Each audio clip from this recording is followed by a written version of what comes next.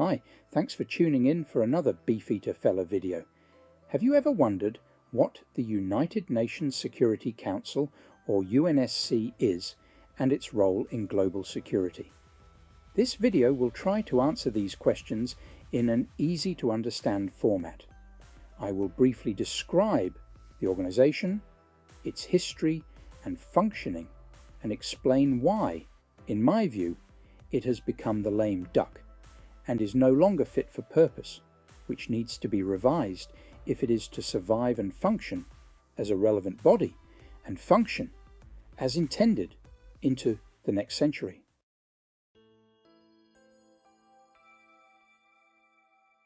The UNSC refers to the United Nations Security Council, one of the 6 main organs of the United Nations. The UNSC is the international body charged with maintaining international peace and security.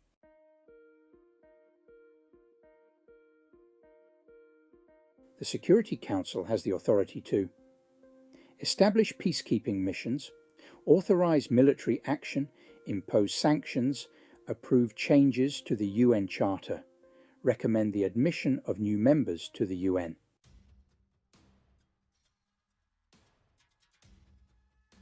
The Security Council consists of 15 members, of which 5 are permanent: China, France, Russia, the United Kingdom, and the United States. These were the great powers that were the victors of World War II. Permanent members can veto or block any substantive Security Council resolution, including those on the admission of new member states to the UN or nominees for the office of Secretary General. This veto right does not carry over into any General Assembly or emergency special sessions of the General Assembly matters or votes.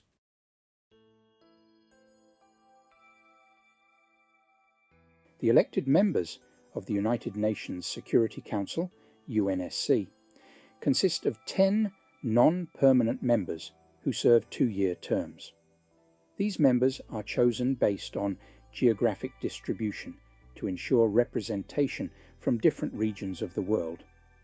The current regional distribution is as follows: Africa, 3 seats; Asia Pacific, 2 seats; Latin America and the Caribbean, 2 seats; Western Europe and others, 2 seats; Eastern Europe, 1 seat. The 10 non-permanent members are elected by the UN General Assembly through a vote. Each year, 5 new members are elected to replace the 5 outgoing ones, ensuring staggered membership. These members do not have veto power, unlike the 5 permanent members known as the P5. Presidency of the UNSC. The presidency of the UNSC rotates monthly among its 15 members in English alphabetical order. The role of the president is primarily procedural, but it also includes overseeing meetings. The president chairs the Security Council meetings. Agenda setting. They help coordinate the agenda for the Council's discussions. Issuing statements. The president can issue statements on behalf of the Security Council. Managing crises. The president may play a key role during international crises by coordinating discussions or drafting resolutions. Each member state of the Council, both permanent and non-permanent, serves as the president for 1 month at a time.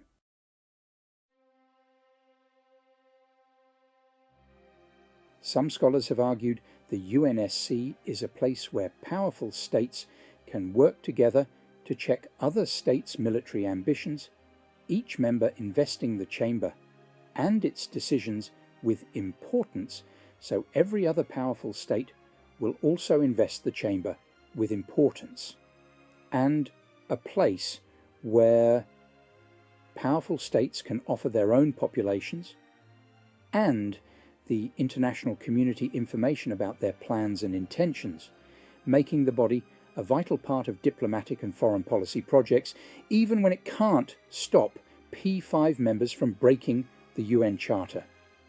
Under international law, it is the sole global body that can authorize force, but each of its permanent 5 members, the United States, the United Kingdom, Russia, China, and France, known as the P5, wields a veto that allows it to unilaterally thwart any action. By design, the UNSC cannot address some of the biggest issues of war and peace in the world. It cannot act to address, mitigate, or stop human suffering in conflict when one of its permanent members is a party to the conflict.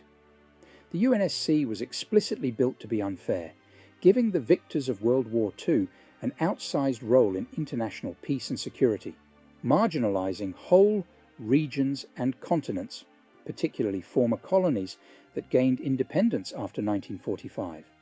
And it was explicitly structured to be easily deadlocked, with any of the P5 able to unilaterally grind its work to a halt. The 15-member UN Security Council seeks to address threats to international security. Its 5 permanent members, chosen in the wake of World War II, have veto power.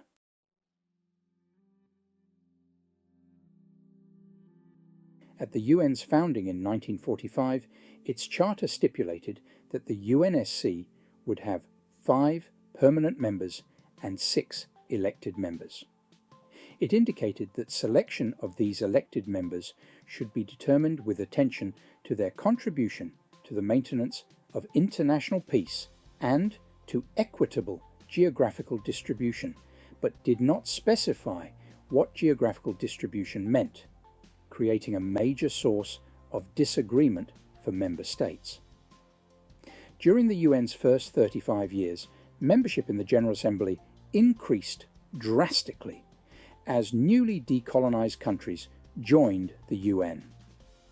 Many of these new states began pushing for increased membership and representation on the Security Council too.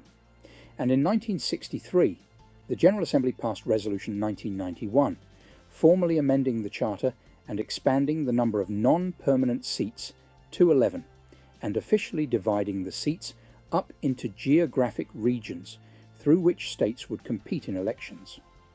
While this reconfiguration left the P5's veto power intact, the expansion in membership, as well as new regional blocs and often competitive elections, fundamentally changed the way the UNSC did its work without further amendments to the Charter.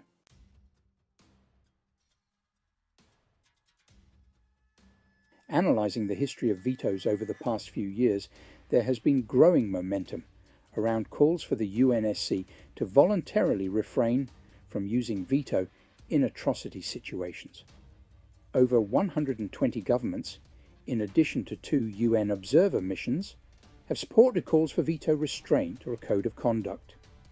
As of 2012, 269 vetoes had been cast since the Security Council's inception. In this period, China used the veto 9 times, France 18, the Soviet Union or Russia 128, the United Kingdom 32, and the United States 89. Roughly 2/3 of Soviet and Russian combined vetoes were in the first 10 years of the Security Council's existence. Between 1996 and 2012, the United States vetoed 13 resolutions, Russia 7 and China 5, while France and the United Kingdom did not use the veto. Are you hungry for more content from Beefy to Fella? Let's make it happen together. If you're enjoying this video, smash that like button and hit subscribe. It's free. Got thoughts? Drop them in the comments. I love your feedback and do try and reply to everyone. Want more details? Follow me on Twitter at beefeater_fella. Yeah, it's Twitter, formerly still known as Twitter to me. I dive into economics, geopolitics, and so much more. For the full scoop, check out my research threads. I also publish Russian Telegram chat translations every day, a useful barometer and insight into life in Russia today. Feeling generous? Links to buy me a coffee and Patreon are in the comments. I will really appreciate your support. It just takes a minute or two of your time. Go to buymeacoffee.com/beefeaterfella or patreon.com/beefeater_fella. Thanks to all my supporters. Your generosity keeps this content rolling. Cheers!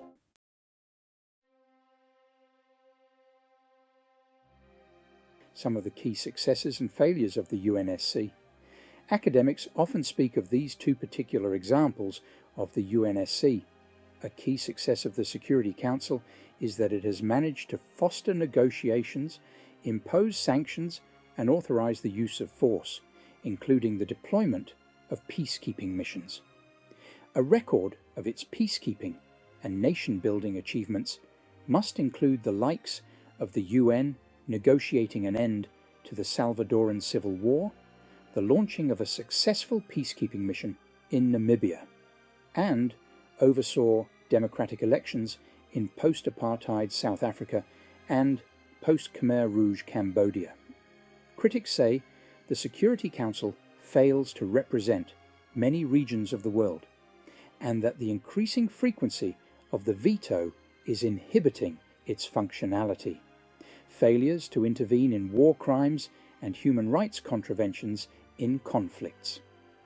One must argue that while a country led by Vladimir Putin, an indicted war criminal who has an international arrest warrant against him issued by another body of the United Nations, the International Criminal Court, continues to conduct war crimes in an illegal war of aggression in Ukraine. The UNSC has not intervened or acted in any way to prevent the ongoing genocide and war crimes, because the UNSC still has, as one of its P5 members, Russia. The UNSC is unfit for purpose. It has failed to act on war crimes being conducted by one of its own members.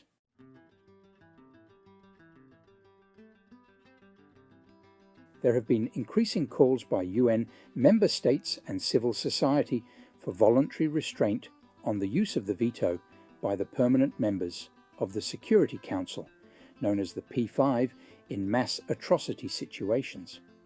The failure of the UNSC to protect civilians from mass atrocity crimes, genocide, war crimes, ethnic cleansing, and crimes against humanity has severely impaired its credibility in the eyes of the wider UN membership and the public.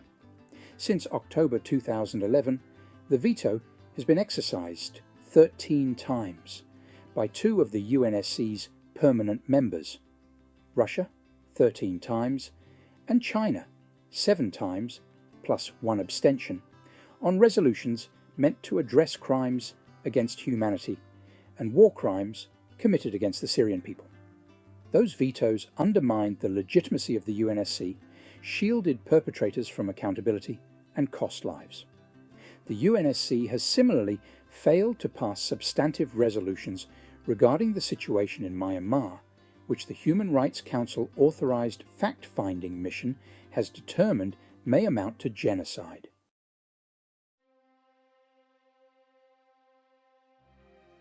At present, perhaps the Security Council has two major problems. It is too small and too ineffective. Both the number of permanent states and the size of the body are disproportionate to the total membership of the United Nations, which has surged from 51 members in 1945 to 193 members today. How can UNSC members be expelled? This question is one of the current UNSC dilemmas, which is not answered. Could it perhaps be addressed by kicking the offending member out of the UN itself? Article 2.3. All members shall settle their international disputes by peaceful means in such a manner that international peace and security and justice are not endangered. På chapter 2 så är jag och Kelgon exexe ei hamaihom.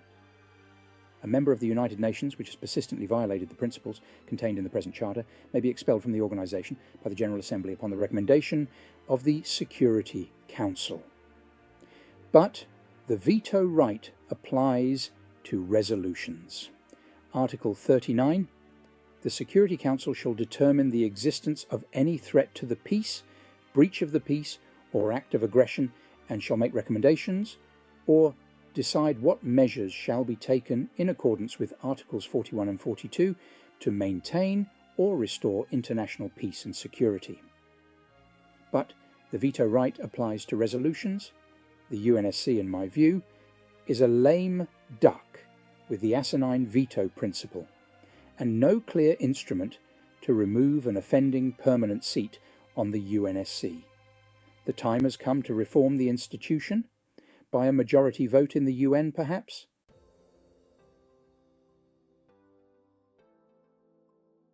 In conclusion, when Russia invaded Ukraine in February 2022, its permanent seat at the UN Security Council, UNSC, quickly prevented the prospects of multilateral action.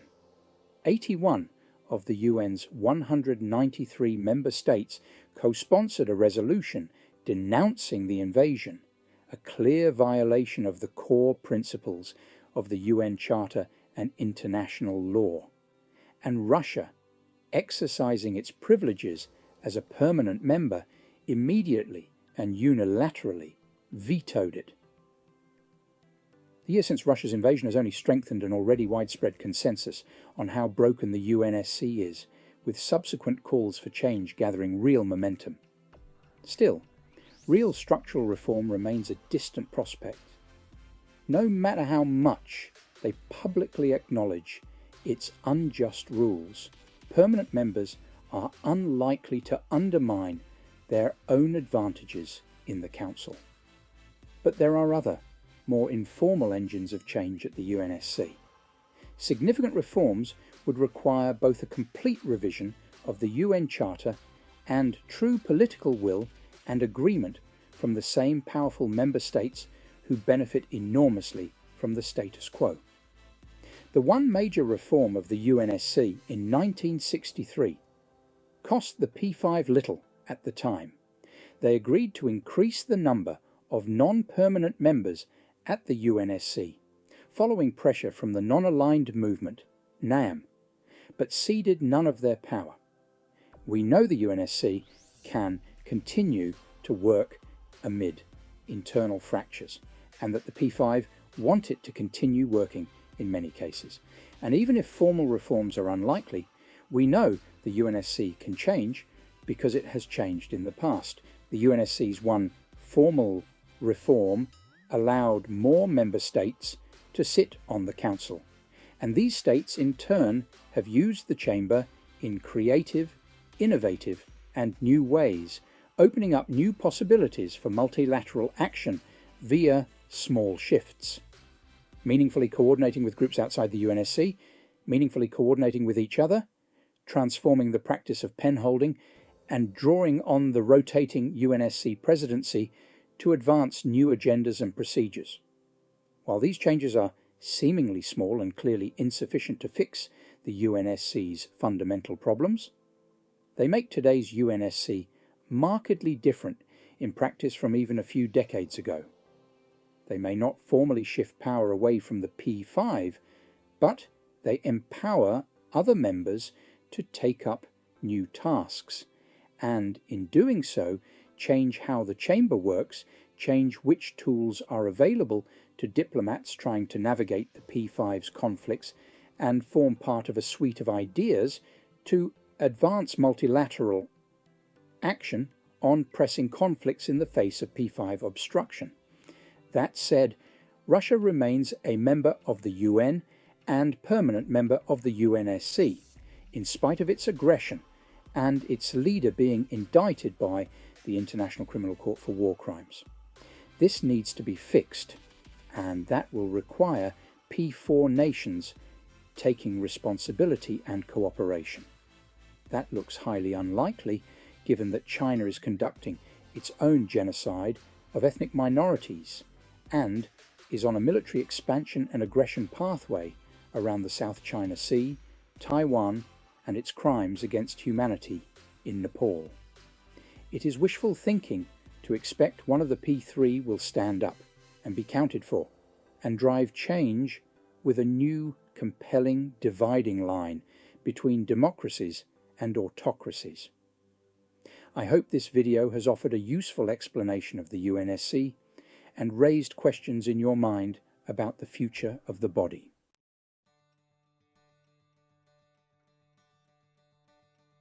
That's all for today, folks. Thank you for tuning in. Please remember to like this video and subscribe to the channel. I also leave comments open for feedback, which I really appreciate. You can view my original posts in much more detail on Twitter.